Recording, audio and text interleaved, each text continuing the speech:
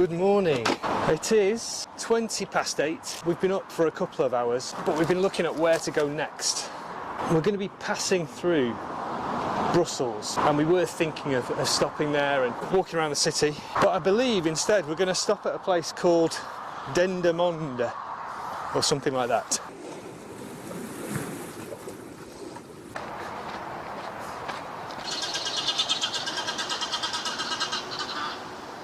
Please forgive the voiceover here. I forgot to turn on the receiver of the wireless mic, so we have no audio.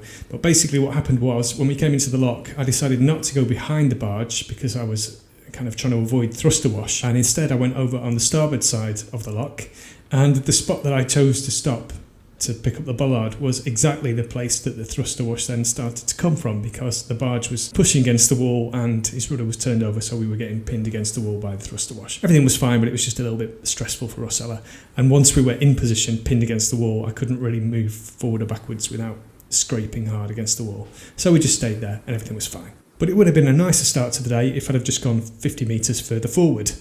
Anyway, we live and learn. See the bow wave on those things.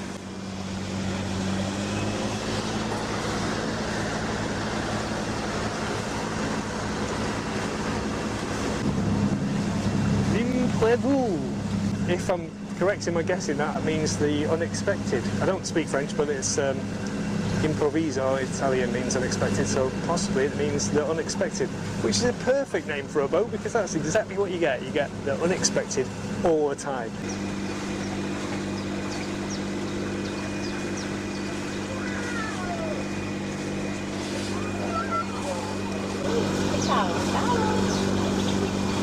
There's a little girl there waving at Emma, going through Wetteren or Vetteren. Oh, there's a big boy coming. We've already hit a log. I didn't see it as we approached it. I heard something and then I looked, and it was a log probably about 2 metres long by about 20-25 centimetres diameter. And they're waving at you, Emma. The kids are waving on the bridge. Wave. Yeah, so it made a noise, and then Rosella came up and asked, said we hit a log, didn't we? I said yes. You couldn't really see because it was kind of submerged.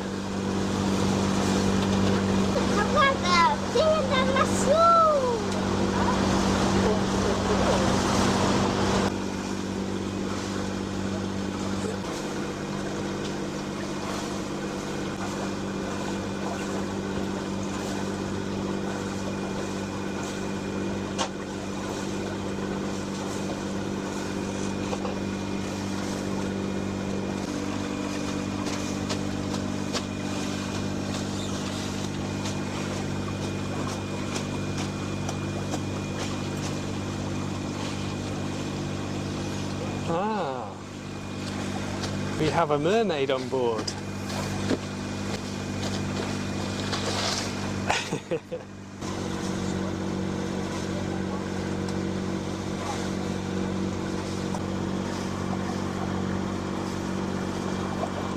Well, Rosella has been a superstar again, and we have a cup of tea.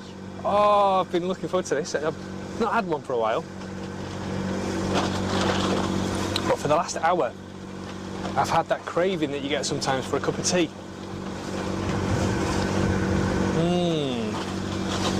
Thank you, darling. It's nice. Yeah, it's lovely. So Rosella's not really seen much outside today, apart from the lock. What would you call it? The lock shenanigans. Then Emma's been getting washed and all the rest of it, and breakfast and everything, so she's not really seen a great deal today. Rivers are pretty because you know, they're more natural looking. Of course, along the banks you've got reeds and everything and trees growing in the water. It's really pretty.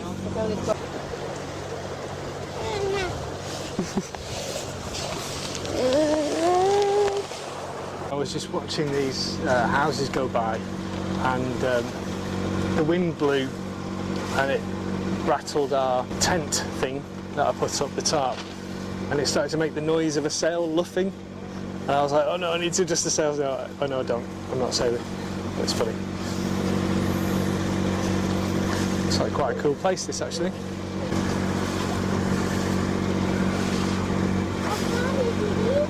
Emma's been surfing on the waves from a passing barge. And here we have Te Oud Brughuis. Te Oud Brughuis, the old bridge house. It's a little bit similar to like Scottish almost, you know, it sounds a bit Scottish. Te Oud Brughuis. There seems to be quite a good connection culturally between Belgium and the UK. You know, like the houses look quite similar. Yeah, obviously they're not exactly the same, but looking at other countries, here's some more waves. Looking at other countries, you know, comparing it to Italy, for example, that's very different. But there's quite a lot of similarities. And yeah, linguistically, I can't read Dutch, but I can kind of get a little bit of a gist of things when I'm reading about the locks and stuff. Sometimes I can pick out kind of what they're saying. So yeah, interesting. I believe a long time ago we were connected, weren't we, with a land bridge. Doggerland connected mainland Britain to Europe, apparently. Oh, brilliant, you've got it. Well done. Emma wanted to play clipping into this. Look over there, Emma, there's a tree. Anything you're looking out for, I don't really want to bump into that.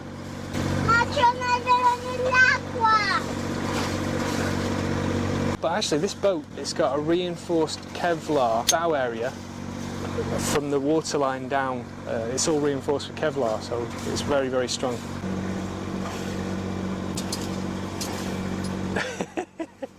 It doesn't feel like we're moving, but we're doing 4.2 knots at the moment because of the speed of the water in the river. You can see the effect of the current. The heading doesn't necessarily have much relation to the direction of travel. We've just got the engine on. What we're doing, it's almost ticking over, but just in gear, just to maintain steerage, so we can actually steer. But yeah, we're just kind of sliding down the river. It's really peaceful. I'm kind of tempted, I saw a little section up there, I would have been kind of tempted to anchor.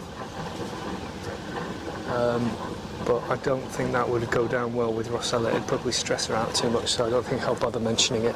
Wow, can you explain them to us, darling? Which one you made? Okay, you made those ones. Wowzers. Which one, Mama? And Mummy made that one. So wow. She gave me this suggestion to do teas. Okay. And then we put grapes, but then she needed grapes, so we put them away. Okay. Wow. They look a bit... I can't wait to eat it. Prima mi devo mettere il giubbotto prima che iniziate a mangiare il mio. Wow!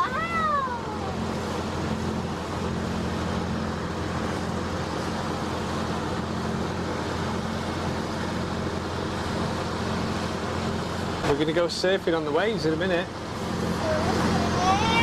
They gave you a wave, Emma. He gave you a wave. No, I mean a wave with his hand, as well as the waves that we're surfing on.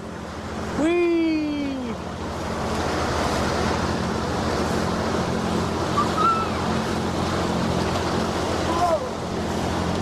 We're now in a city called Temse. We were supposed to be stopping at Dendermonde today, but the pontoons were all full there when we got there. So we continued along towards Brussels. Strike him, Centurion, very roughly.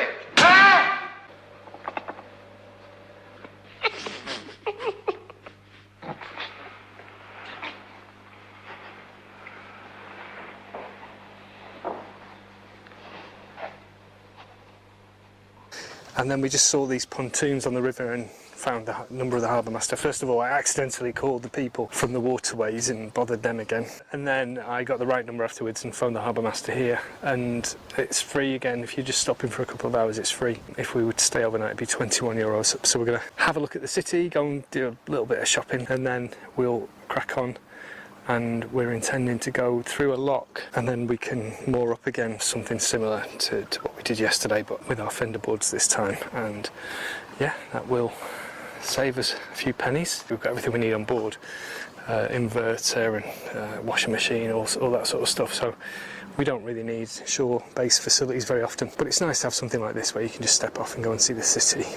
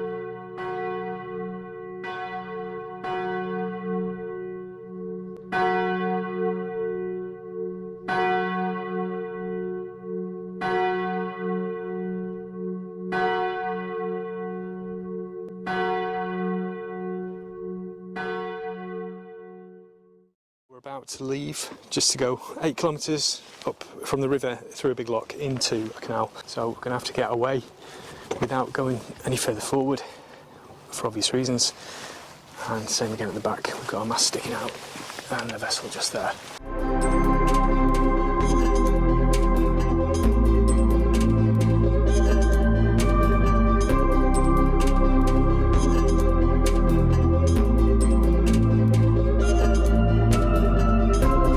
Well done, everybody.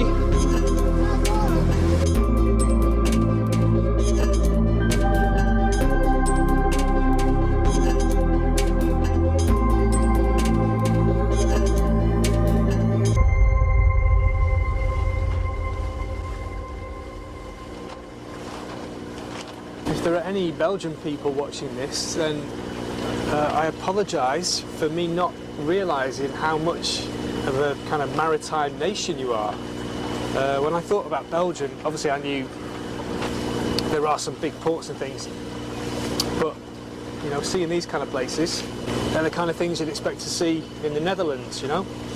I didn't realise that there was so much nautical kind of industry and things around here. Ma ci hanno chiuso il lock, c'era dentro uno, hanno chiuso, dobbiamo aspettare che facciano tutto loro.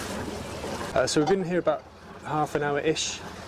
A big barge went in, we missed the gate, and then he or she has gone down and into the canals, and then they've opened up on the other side, and this big bad boy has come in, and now they're about to exit. And I've heard chatter on the radio. I don't speak the language, but I believe they were warning this big boat of our presence on the way out, so he knows that we're here. But I'll be giving him a wide berth anyway.